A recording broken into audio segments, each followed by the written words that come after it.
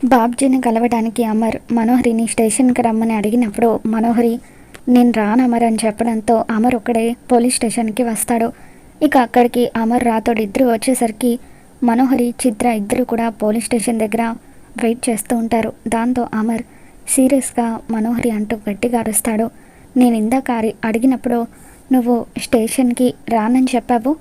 ఆరుని చంపిన వాడిని చూస్తే నా ఆవేశాన్ని ఆపుకోలేనన్నావు. పోలీస్ స్టేషన్ దరిదాపుల్లో కూడా రాలేనని చెప్పావు కదా, మరి ఇప్పుడెందుకు వచ్చావని చెప్పి అమర్ ప్రశ్నిస్తూ ఉంటాడు. దాంతో మనోహరి భయంతో వణికిపోతూ ఆరుని చంపాలనుకున్నది ఎవరో వాణ్ణి బతిమలాడైనా సరే నిజం తెలుసుకుందామని వచ్చాను అని చెప్పి మనోహరి అంటూ ఉంటే మీరు వాణ్ణి బతిమలాడి అడగాల్సిన అవసరం లేదు.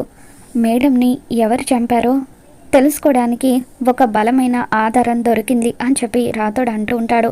ఏంటది, ఏం ఆధారం దొరికింది అని చెప్పి కంగారుగా మనోహరి అడుగుతూ ఉంటే అప్పుడు అమర్ బాబ్జీ ఫోన్ని మనోహరికి చూపిస్తూ వాడి ఫోన్ నాకు దొరికిందని చెప్పి అంటూ ఉంటాడు.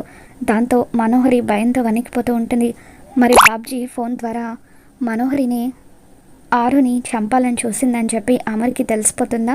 ఏం జరగబోతుందో మళ్ళీ మన ఛానల్కి తెలుసుకుందాం. ఈ వీడియో మీకు నచ్చినట్లయితే తప్పకుండా లైక్ చేయండి.